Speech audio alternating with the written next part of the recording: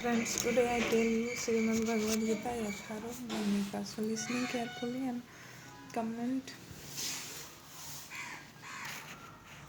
योऽयं योग शत्वया प्रोक्तः संयमेन मधुसूदन एतस्यां न पश्यामि चंचलत्वात्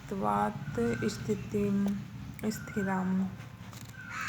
अर्जुन ने कहा, है मधुसूदन, आपने जिस योग पद्धति का संक्षेप में वर्णन किया है वह मेरे लिए अत्यंत अव्यावहारिक तथा असह्य प्रतीत होती है, क्योंकि मन अस्थिर तथा चंचल है।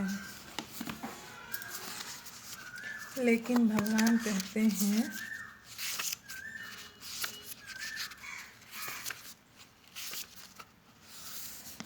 योगिनामपि सर्वस्य मद्गतेनान्तरात्मनः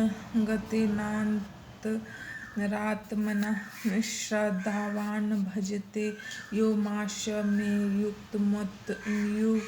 युक्ततमो मतः। संपूर्ण योगियों में जो श्रद्धावान योगी भक्ति योग के द्वारा मेरी आज्ञा का पालन करता है, अपने अंतर में मेरे बारे में सोचता है, मेरी दिव्य प्रेम भक्तिमय सेवा करता है, वह योग में मुझसे परम घनिष्ठता पूर्वक युक्त होता है और सब में श्रेष्ठ है। यही मेरा मत है। अतएव जो सदैव परमेश्वर का चिंतन करता है वह एक ही समय में सबसे बड़ा योगी, सर्वोच्च ज्ञानी तथा महानतम भक्त है। अर्जुन से भगवान आगे भी कहते हैं कि क्षत्रिय होने के कारण वह युद्ध का त्याग कर सकता है, किंतु यदि वह कृष्ण का स्मरण करते हुए युद्ध करता है तो वह मृत्यु के समक्ष कृष्ण का स्मरण कर सकेगा। परंतु इसके लिए मनुष्य को भगवान की दिव्य प्रेम भक्तिमय सेवा में पूर्णतया समर्पित होना होगा। वास्तव में हम अपने शरीर से नहीं अपितु अपने मन तथा बुद्धि से कर्म करते हैं। अतएव यदि मन तथा बुद्धि सदैव परमेश्वर के विचार में मग्न रहे तो स्वाभाविक है कि इंद्रियां भी उसकी सेवा में लगी रहेंगी। इंद्रियों के कार्य कर्म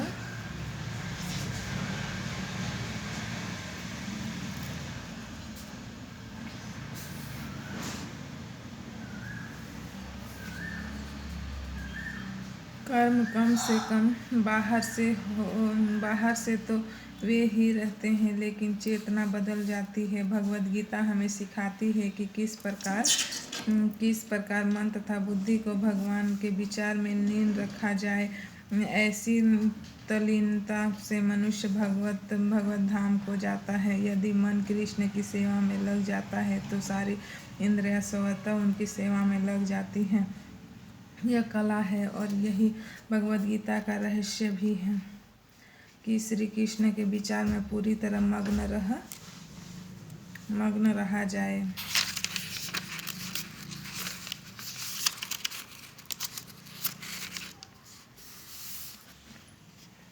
आधुनिक मनुष्य ने चंद्रमा तक पहुंचने के लिए कठोर संघर्ष किया है, लेकिन उसने अपने आध्यात्मिक उत्थान के लिए कठिन प्रयास नहीं किया। यदि मनुष्य को 50 वर्ष आगे जीना है तो उसे चाहिए कि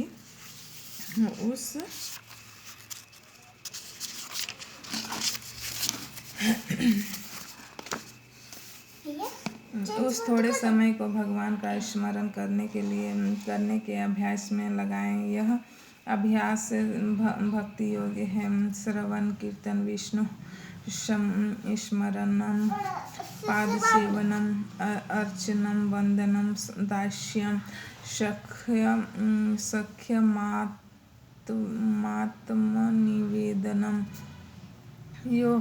ये नौ विधियां हैं जिनमें से श्रवण सबसे सुगम है। भगवद गीता का किसी स्वरूप प्रसिद्ध व्यक्ति से श्रवण उस व्यक्ति को भगवान के चिंतन की ओर मोड़ देगा। इससे परमेश्वर का स्मरण होगा और शरीर छोड़ने पर आध्यात्मिक शरीर प्राप्त होगा जो परमेश्वर की संगति के लिए उपयुक्त है। भगवान आगे भी कहते हैं, अभ्यास योग योक्तु तेन चेतसा नान्यगामिना परम पुरुषम दिव्यम याति पार्थानुचिंतयन्। हे अर्जुन, जो व्यक्ति पथ पर विचलित हुए बिना अपने मन को निरंतर मेरा स्मरण करने में व्यस्त रखता है और भगवान के रूप में मेरा ध्यान करता है, वो मुझको अवश्य प्राप्त होगा। यह कोई कठिन पद्धति नहीं है, लेकिन इससे किसी अनुभवी व्यक्ति से सीखना चाहिए। तद्विज्ञानार्थ स गुरुमेवाभिगच्छति। मनुष्य को चाहिए कि जो पहले से अभ्यास कर रहा हो उसके पास जाए। मन सदैव इधर उधर भटकता रहता है, किंतु मनुष्य को चाहिए कि मन को भगवान श्री कृष्ण के स्वरूप पर या उनके नामोच्चारण पर केंद्रित करने का अभ्यास करे। मन स्वतः चंचल है, इधर उधर जाता रहता है, लेकिन यह कृष्ण की ध्वनि पर स्थिर हो सकता है। इस प्रकार मनुष्य को परम पुरुषोत्तम अर्थात दिव्य लोक में भगवान का चिंतन करना चाहिए और उनको प्राप्त करना चाहिए। चरम अनुभूति या चरम उपलब्धि के साधन भगवद गीता में बताए गए हैं और इस ज्ञान के द्वार सबके लिए खुले हैं, किसी के लिए रोक टोक नहीं है। सभी श्रेणी के लोग भगवान कृष्ण का चिंतन करके उनके पास पहुंच सकते हैं, क्योंकि उनका श्रवण तथा चिंतन हर एक के लिए संभव है। भगवान आगे भी कहते हैं, मां ही पार्थ व्यापाश्रित्य येऽपि स्युः पापयोनयः स्त्रियो वेश्यास्तथा शूद्रास्तेऽपि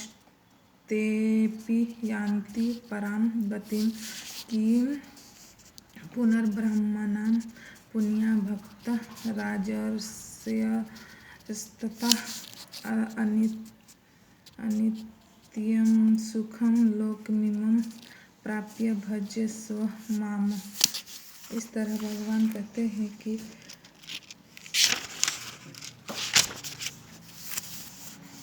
वेश्या, पतिता स्त्री या श्रमिक अथवा अधम योनि को प्राप्त मनुष्य की परम को पा सकता है। उसे अत्यधिक विकसित बुद्धि की आवश्यकता नहीं पड़ती। बात यह है कि जो कोई भक्ति योग के सिद्धांत को स्वीकार करता है और परमेश्वर को जीवन के आश्रय तत्व, सर्वोच्च लक्ष्य या चरम लक्ष्य के रूप में स्वीकार करता है या